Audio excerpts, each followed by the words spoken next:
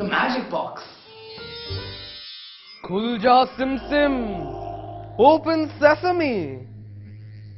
Oh, hi. I'm Avik Pakrasi and welcome to the Magic Box. Wondering what I was doing? I was just trying some really old spells. You never know what might work. Anyway, I love card tricks, don't you? And today I'm going to show you one of my favorites. I'm also going to show you how I can freeze water without cooling it and how I can burn a balloon without bursting it. Confused? Well, that's how magicians leave their audience. So tag along for a magical ride where I'll divulge all of my secrets, but behind closed doors inside the Magic Box. To do this trick, I've called in my good friend Rashi. Hi Rashi. Hi Rick. Good. So first what I want to do is, I'll take off this credit card and I want you to put it anywhere in the deck. Absolutely anywhere is fine. And just leave a little bit out so I can find the credit card later. There we go. Now, what I want you to do is, tell me what card is right in front of the credit card. 7 of Hearts. That's right, the 7 of Hearts. Now what I'm going to do is, I'm going to make the 7 of Hearts disappear. First, I'm going to take the credit card and put it on the table. Now for some magic. Hocus pocus, alakazam, alakazoo, alakazam, alakazoo, shazam! And it's done. I've made the 7 of Hearts disappear. See? You can't find it anywhere in the pack, as hard as you try. Why don't you look for yourself?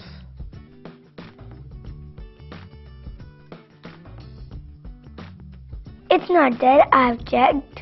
Exactly. The card hasn't just disappeared, but it's a nomadic card and it's traveled all over the place. Now, why don't you put the cards down and we look for it? Now let's see if I can use my magic powers to find it. Hocus pocus, alakazam, presto, presto, shazam! I think it's inside the napkin. Why don't you take a look? How did it come here? But I don't think we're done yet. Yes, I think there's another one. I can feel it. Oh, hocus pocus, alakazam, presto, presto, shazam! I think it might be in my pocket. Why don't you take a look? God, there's a card. Could it be? Another one? Magic, my friend. But I don't think we're done. I think there's still more. Hocus pocus, alakazam, I can feel it.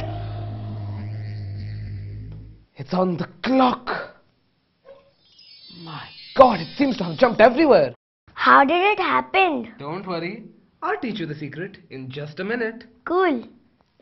This trick is actually deceptively simple.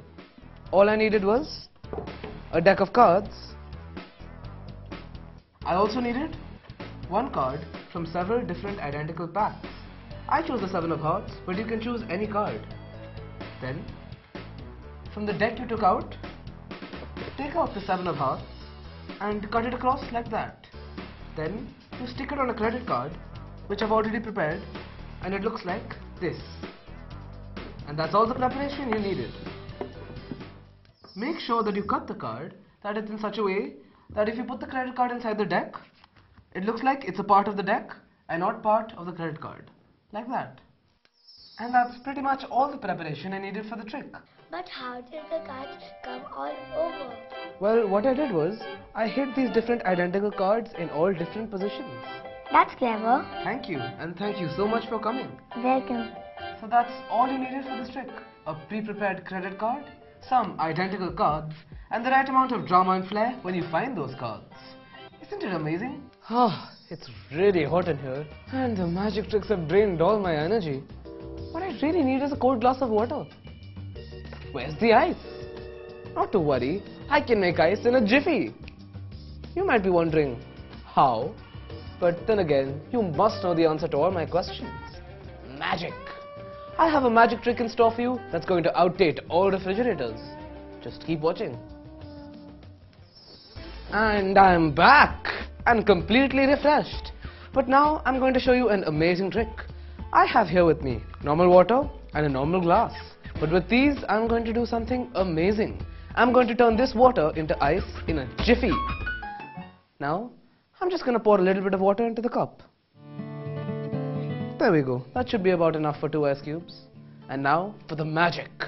Alakazam, hocus pocus, shazam!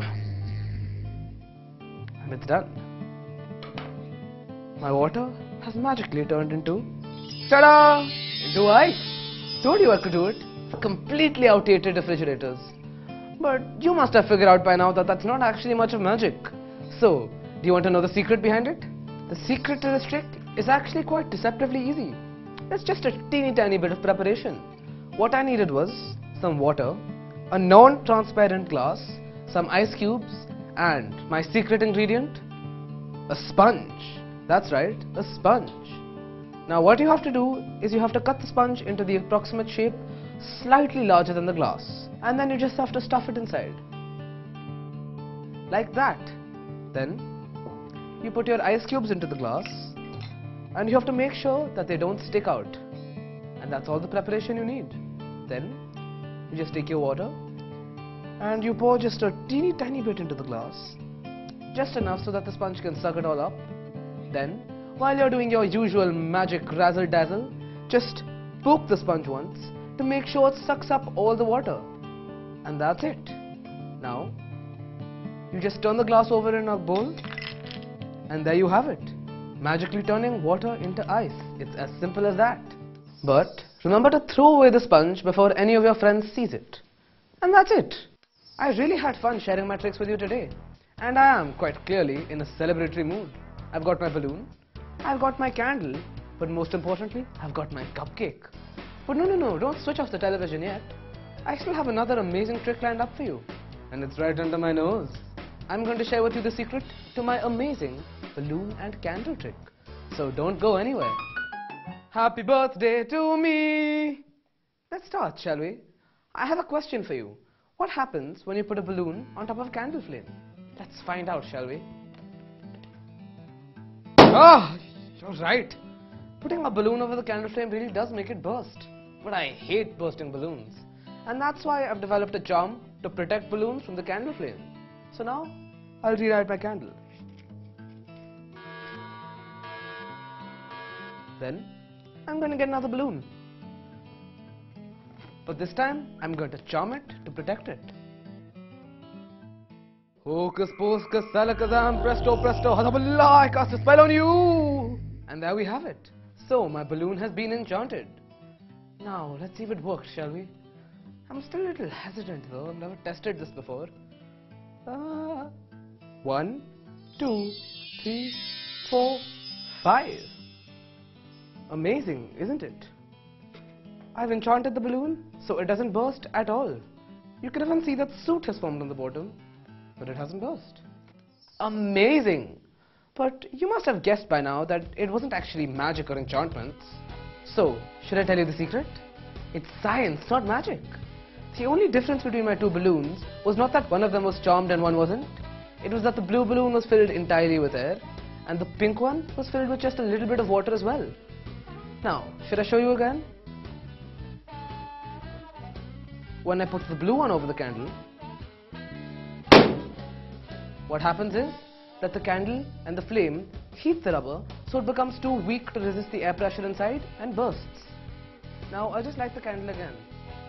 But when I take the pink balloon, which I had previously filled with a tiny bit of water, and then carefully, and very carefully, because fire is very dangerous, place it over the flame, it doesn't burst.